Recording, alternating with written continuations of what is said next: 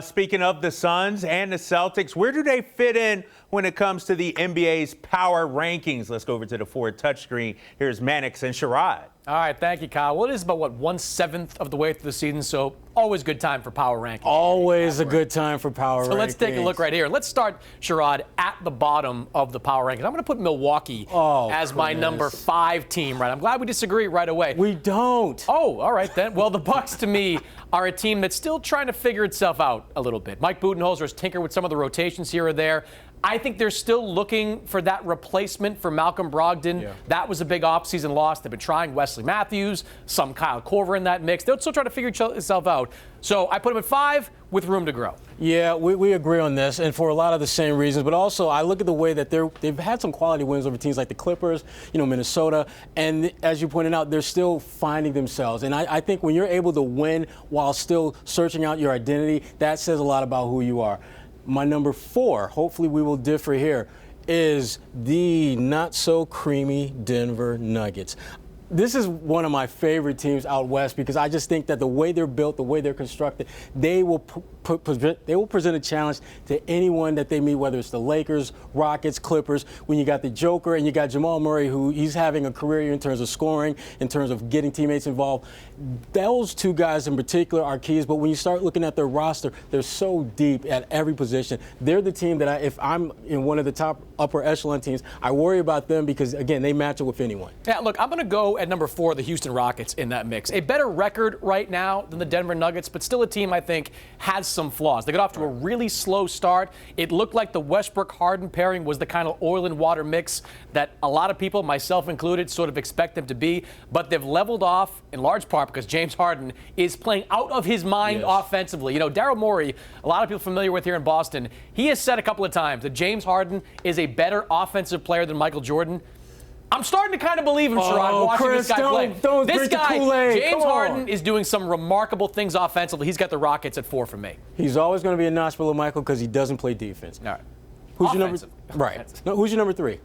Number 3, I'm going to go back to the Denver Nuggets here, put them in that mix. I love Denver's depth. That's the best part about their team. They go 8, 9 players deep with guys that Tim Connelly, the general manager there, has discovered. What's weird about the Nuggets this year is that they're kind of inverted from recent years. Yeah. Recent years, they've been a great offensive team and a bad defensive team. So far this season, they've been a really good defensive team and a not-so-good offensive team. I think that bodes well for their future because it's the same horses they've got in their roster from years past. Jokic's still going to be there. You mentioned Jamal Murray before. He got a big contract in the offseason. I look at that Denver Nuggets team as having room to grow as well once their offense starts to come together. Yeah, and my number 3 team is one we've already talked about, just the Houston Rockets. I just think that right now those guys are, again, similar to Denver as far as figuring out how can they be successful, how is their 1A and 1B going to work together. But the injury to Eric Gordon, that makes me a little bit nervous about them. But the flip side to that is that means more shots for their big 2. So Houston, I think right now is the 3rd best team in the NBA. All right, give me your number 2 before I go with my top 2 then. My number 2 is your Boston Celtics. And the way they're built, the way they're competing, the fact that even when they have bad games like we saw the other night, they're still in it. And I think that this is a Celtics team that is only going to get better with time. I'm not sold on the idea that they necessarily have to go out and get a big, because this bigs by committee I think has worked really well.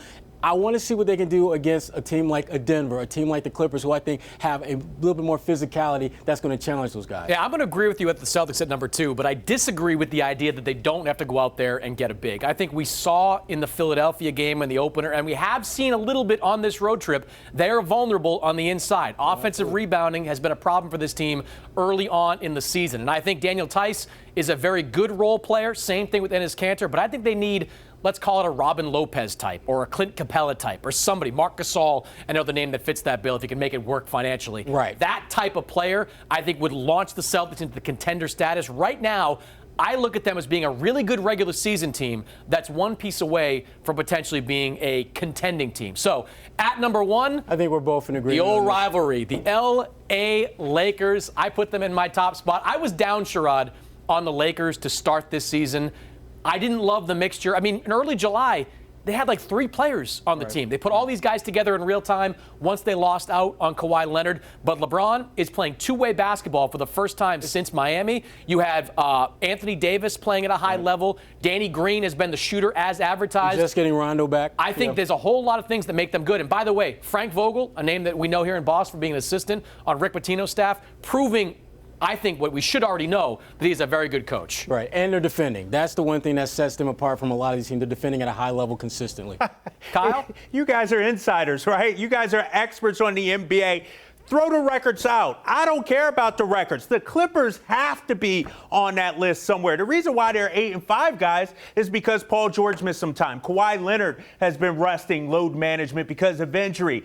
For you not to have the Clippers in the top 5, I question your credentials, Mannix. It's power rankings Kyle. for right now, not power rankings in December or January. What part of that isn't clear? I have a cookie on my desk, but I will put it on the bottom shelf for you, Kyle, when we get back on camera. Well, then where's Miami at then? Because Miami has as good a record as all those teams except Have you seen LA Miami play? Exactly. We're talking about records, Sherrod. We're power rankings right now. You got to put some respect on Miami and what they're doing, because I think a lot of people thought Miami an afterthought.